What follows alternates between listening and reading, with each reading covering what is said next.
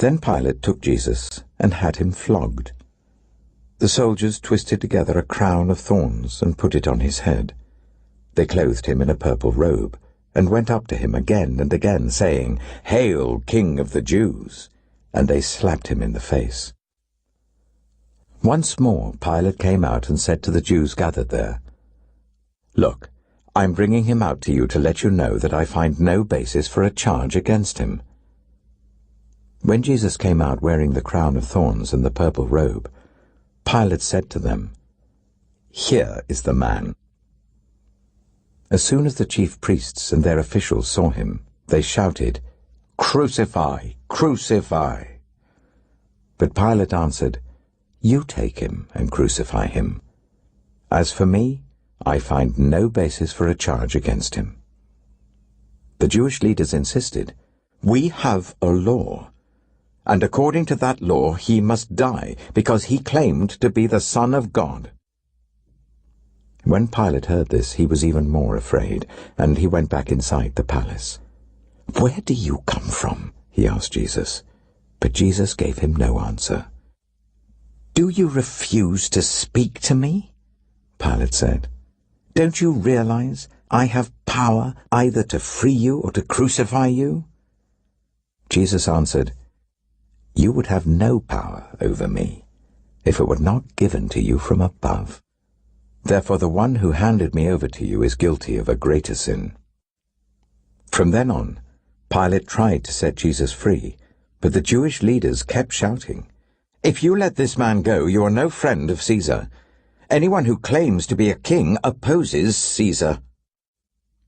When Pilate heard this, he brought Jesus out and sat down on the judge's seat at a place known as the Stone Pavement, which in Aramaic is Gabbatha. It was the day of preparation of the Passover. It was about noon. "Here is your king," Pilate said to the Jews.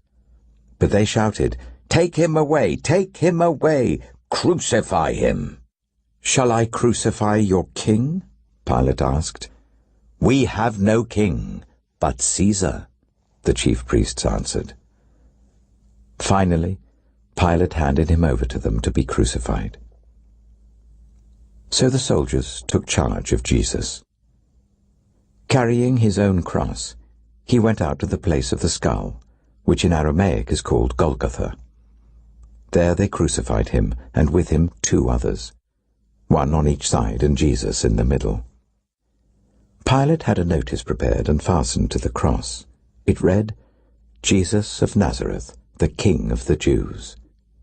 Many of the Jews read this sign, for the place where Jesus was crucified was near the city, and the sign was written in Aramaic, Latin, and Greek. The chief priests of the Jews protested to Pilate, "Do not write the King of the Jews, but that this man claimed to be King of the Jews." Pilate answered, "What I have written, I have written." When the soldiers crucified Jesus, they took his clothes, dividing them into 4 shares, one for each of them, with the undergarment remaining. This garment was seamless, woven in one piece from top to bottom.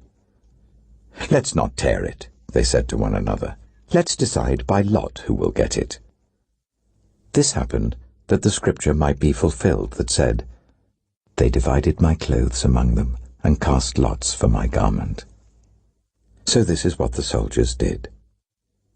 Near the cross of Jesus stood his mother's sister, Mary the wife of Clopas, and Mary Magdalene. When Jesus saw his mother there and the disciple whom he loved standing nearby, he said to her, "Woman, here is your son." And to the disciple, "Here is your mother."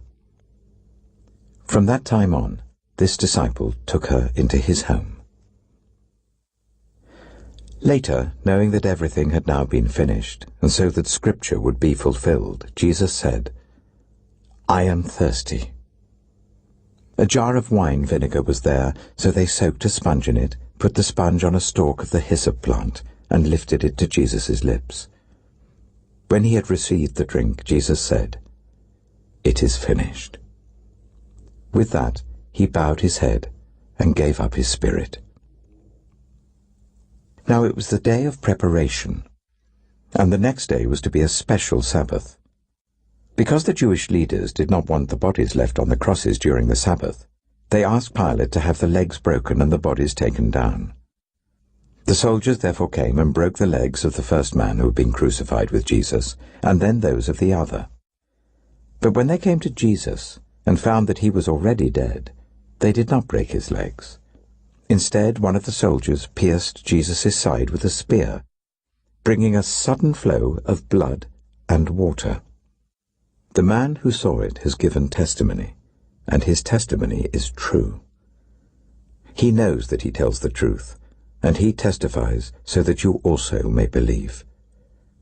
These things happened so that the scripture would be fulfilled. Not one of his bones will be broken. And as another scripture says, they will look on the one they have pierced. Later, Joseph of Arimathea asked Pilate for the body of Jesus. Now Joseph was a disciple of Jesus, but secretly, because he feared the Jewish leaders. With Pilate's permission, he came and took the body away. He was accompanied by Nicodemus, the man who earlier had visited Jesus at night. Nicodemus brought a mixture of myrrh and aloes, about 35 kilograms. Taking Jesus' body, the two of them wrapped it with the spices in strips of linen. This was in accordance with the Jewish burial customs. At the place where Jesus was crucified, there was a garden, and in the garden a new tomb, in which no one had ever been laid. Because it was the Jewish day of preparation, and since the tomb was nearby, they laid Jesus there.